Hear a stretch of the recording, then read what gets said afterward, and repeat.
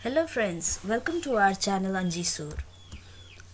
आज मैं आप लोगों के लिए लाई हूँ इंग्लिश का क्लास और इसमें मैं आप लोगों को बताऊँगी वर्ड के बारे में, फ्रेज़ के बारे में, सेंटेंस के बारे में और क्लॉज के बारे में। ठीक है। और ये सब जो है बेसिक्स है इंग्लिश जानने के लिए, तो इसको जाने बिना आप लोग आगे नहीं बढ़ सकते इंग्लिश में। तो सबसे पहले चलिए देखते हैं वर्ड को।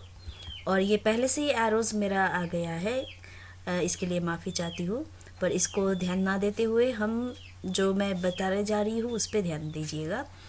और सबसे पहले वर्ड, इसका डेफिनेशन देखते हैं। वर्ड होता क्या है? A group of letters that gives a meaning. Word क्या होता है? लेटर्स का ग्रुप है जो कि मीनिंग देता है। तो लेटर्स यहाँ पे मैंने रेड मार्क कर लिया है। लेटर्स मतलब क्या है? लेटर्स जो अल्फ़ाबेट्स में अल्फ़ाबेट्स होते हैं ABCD, उसको लेटर्स बोलते हैं। अल्फ़ाबेट मतलब क्या होता है? ये जो A से लेके Z तक पूरा सेट ऑफ लेटर्स है, ये A से लेके Z तक पूरा जो है उसको अल्फ़ाबेट बोलेंगे। और इसी में से जो A है, B है, अलग अलग से अगर बोलना हो तो उसको हम लेटर्स बोल सकते हैं, पर A से लेके Z तक पूरा सेट को हम अल्फ़ाबेट बोलेंगे। ठीक है, ये ध्यान में रखिएगा। अब ये अल्फ़ाबेट्स में से हम कुछ लेटर्स को ले लेते हैं ABC।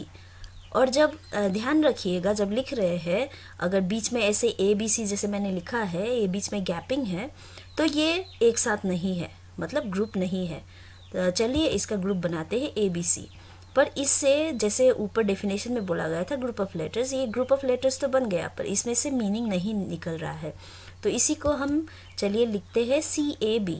तो CAB बन गया कैब। तो इससे मीनिंग आ रहा है।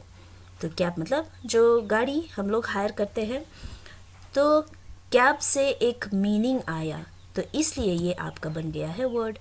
मान लीजिए एक और हम लेटर्स लेते हैं, ग्रुप ऑफ लेटर्स DGO, पर इससे कुछ बन नहीं रहा है, तो इसी को हम मान लीजिए DOG कर देते हैं। तो डॉग, इससे भी एक मीनिंग आया। तो जिस ग्रुप ऑफ लेटर्स जिससे मीनिंग समझ आए, एक मीनिंग समझ आ जाए, तो वो आपका बन जाता है वर्ड। ठीक है, आई होप ये आपको समझ में आ गया होगा वर्ड के बारे में। खाली लेटर्स को ग्रुप बना देने से वो वर्ड नहीं बनता है।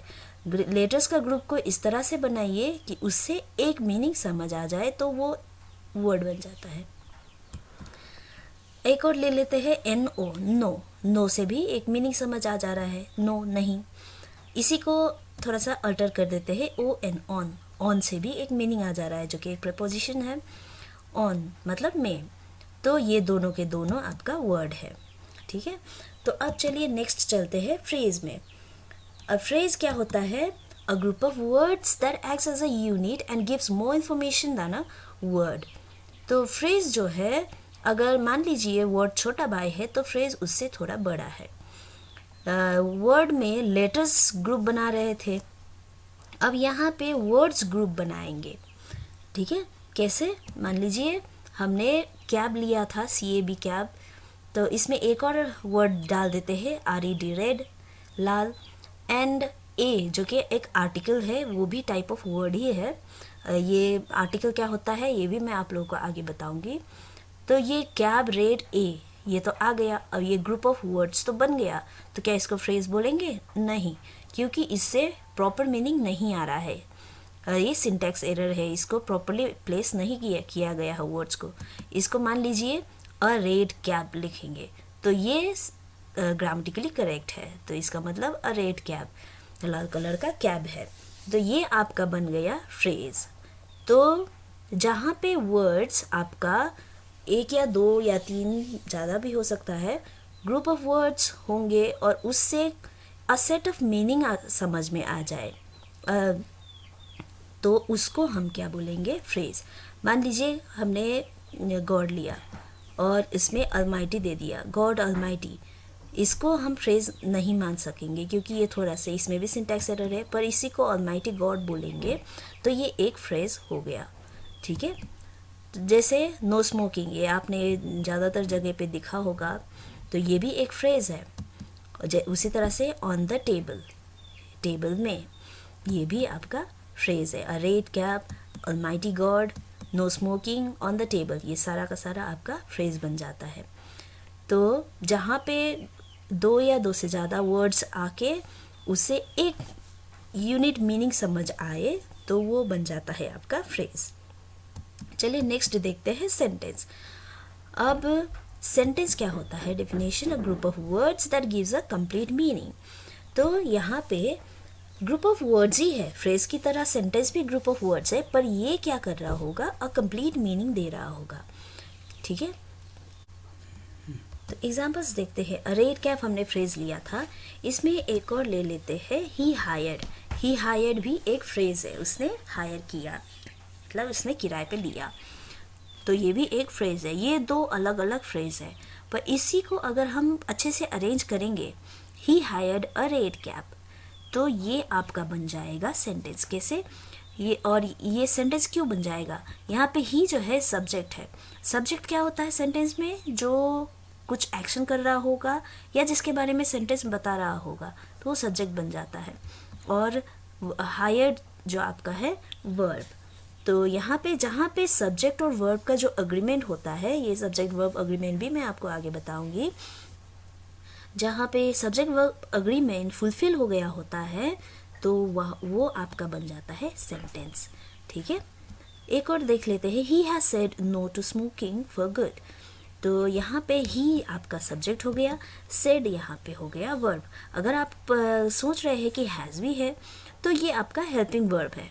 और ये भी मैं आपको टाइप्स ऑफ वर्ब में बताने जा रही हूँ, बताऊँगी ज़रूर कि टाइप्स ऑफ वर्ब क्या होते हैं। एक मेन वर्ब भी होता है और एक हेल्पिंग वर्ब होता है। तो यहाँ पे मैंने सेड पे ज़्यादा फोकस किया क्योंकि ये मेन वर्ब है। तो यहाँ पर भी सब्जेक्ट और वर्ब का अग्रीमेंट जो होता है वो फुलफिल हुआ है। और सब्जेक्ट और वर्ब का अग्रीमेंट क्या है, ये मैं ज़रूर आपको आगे बताऊँगी। अगर आपको भी जानने की इच्छा है तो ज़रूर कमेंट पे लिखिएगा। He has said no to smoking for good, तो उसने स्मोकिंग हमेशा के लिए छोड़ दिया है। तो ये आपका पूरा कंप्लीट मीनिंग दे रहा है कि उसने क्या डिसाइड किया, क्या एक्शन लिया। सब्जेक्ट का पूरा प्रेडिकेट दिखाया गया है। तो सब्जेक्ट और प्रेडिकेट भी अगर आपको कन्फ्यूजन है तो मैं आप ज़रूर आगे अगर आप बताएंगे तो ज़रूर मैं वीडियो बताऊंगी इसमें भी। तो ये आपका बन गया सेंटेंस। ठीक है, तो नेक्स्ट आपका है क्लॉज। क्लॉज सेंटेंस से ज़्यादा अलग नहीं है। पहले ये देख लीजिए, सेंटेंस, अ सेंटेंस और मोर जॉइंड बाय कंजंक्शंस।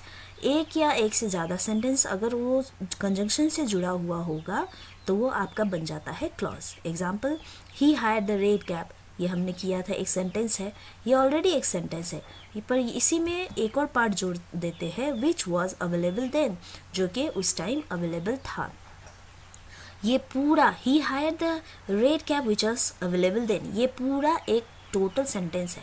अगर खाली हम आगे वाला रेड वाला पार्ट भी लेंगे तो भी सेंटेंस है, पर विच वॉज अवेलेबल देन को भी उसके साथ जोड़ेंगे तो भी ये पूरा सेंटेंस हो जाता है। ठीक है, तो यहाँ पे क्या हो जाता है, विच जो है यहाँ पे कंजंक्शन बन के दो पार्ट को जोड़ रहा है, और जो रेड वाला पार्ट है वो ऑलरेडी अकेले मीनिंग दे रहा है, तो ये आपका बन जाता है इंडिपेंडेंट क्लॉज।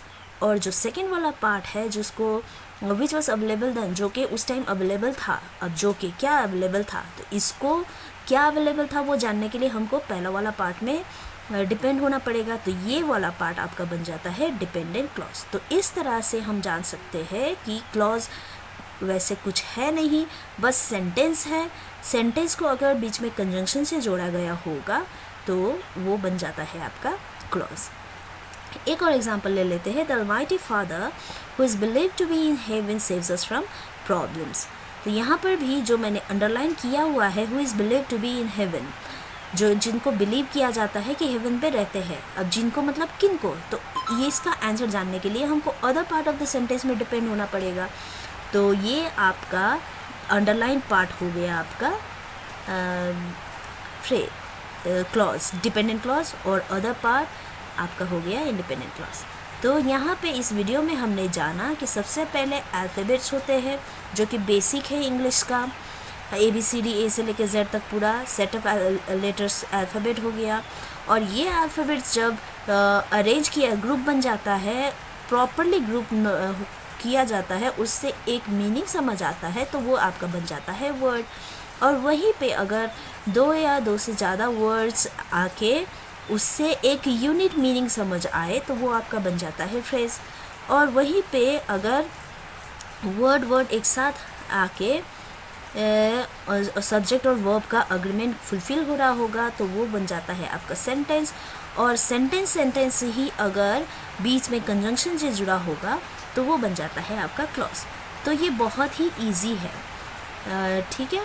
तो इसी तरह से मैं आगे भी आपके लिए ग्रामर से रिलेटेड इजी जो टॉपिक्स है उसको इजी बना के, जैसे मैंने ये वाला बनाया है वो उसी तरह से बना के मैं आपके लिए लाऊंगी। और आगे इनके टाइप्स भी, जैसे वर्ड के क्या टाइप्स है, जैसे पार्ट्स ऑफ स्पीच हो, फ्रेज़ का टाइप है, सेंटेंस का टाइप है, क्लॉज का टाइप्स है, तो ये सब भी मैं आगे जाके ज़रूर लाऊंगी। और अगर आपको कन्फ्यूजन हो रहा होगा कि फ्रेज़ में मैंने जो किया था कि रेट कैब रेट कैब, तो ये वर्ड्स कैसे हम सही से अरेंज करेंगे तो वो फ्रेज़ बन जाएगा या सेंटेंस बन जाएगा, तो ये जब हम टाइप्स करेंगे तो तब आपको अच्छे से समझ में आ जाएगा। तो गाइज़, आई होप आपको ये वीडियो समझ आया होगा और आपको कुछ ना कुछ इन्फॉर्मेशन मिला होगा। और अगर आपको अच्छा लगा हो या नहीं लगा हो तो ज़रूर बताइएगा कमेंट करके। और अगर आपने सब्सक्राइब नहीं किया है तो ज़रूर करिएगा। और stay tune for more updates.